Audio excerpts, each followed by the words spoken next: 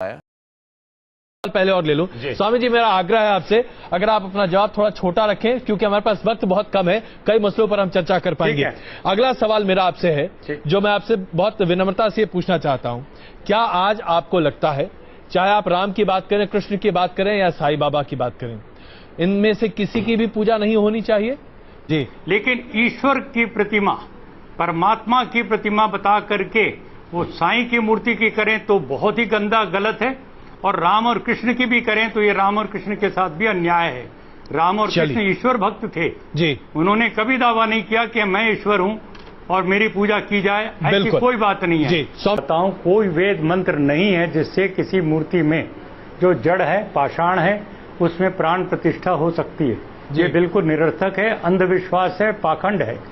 और ऐसा काम करना किसी भी व्यक्ति का, और वो जगतगुरु कहलाएं, ऐसे लोगों के लिए तो बिल्कुल ही ऐसी चीजें गलत है।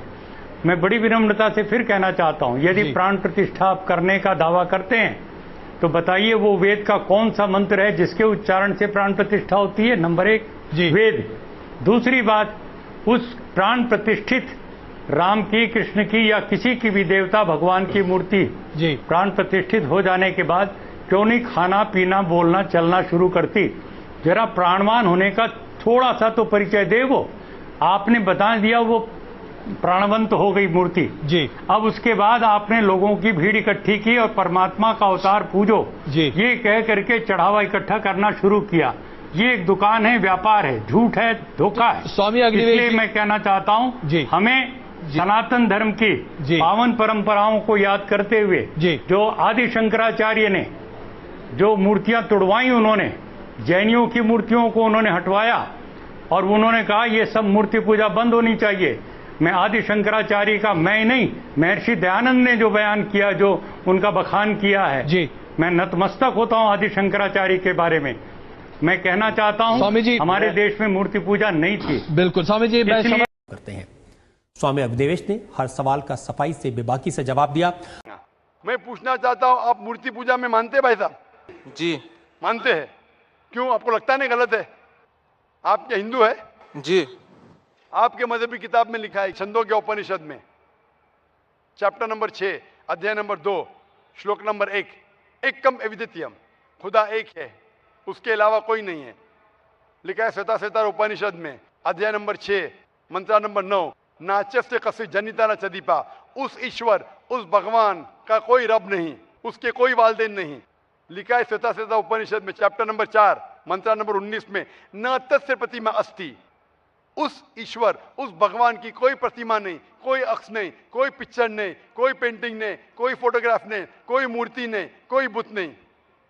लिखा है यजुर्वेद में, चैप्टर नंबर 32, वर्ष नंबर 3 में, मंत्र नंबर 3 में, न तस्य प्रतिमा अस्ति, उस ईश्वर, उस भगवान की कोई प्रतिमा नहीं, कोई अक्ष नहीं, कोई पिक्चर नहीं, कोई पेंटिंग नहीं, कोई फोटोग्राफ नहीं, कोई बुत नहीं, कोई मूर्ति नहीं। तो साफ तौर पे कई जगह आप हिंदू की मजहबी किताब में लिखा है कि मूर्ति पूजा गलत है, तो क्यों आप मूर्ति पूजा करते भाई साहब? जी, इस बारे में मुझे सही तालीम नहीं है, मुझे थोड़ा वक्त चाहिए। मैं इतने हवाले दे रहा हूं कि आपको लगता है कि मैं फेंकते जा रहा हूं। हवाले के हवाले दे रहा हूं, आप नोट कीजिए जी। आप लाइब्रेरी में जाइए, आपको वेद नहीं मिलता है तो हमारी लाइब्रेरी में जाओ, इस्लामिक रिसर्च फाउंडेशन। हमारे इस्लामिक रिसर्च फाउंडेशन में आपको वेद का तर्जुमा मिलेगा, महाभारत का तर्जुमा मिलेगा, भगवत गीता के कम से कम 30 तर्जुमे मिलेंगे। हमारे पास कंप्यूटर सॉफ्टवेयर है, आप क्या जानना चाहते हैं वेद के ऊपर बटन दबाओ, मिलेगा आपको।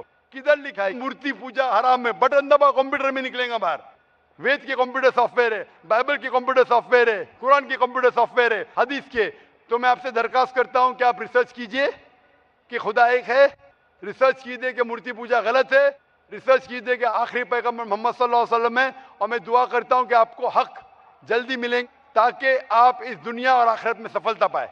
शुक्रिया।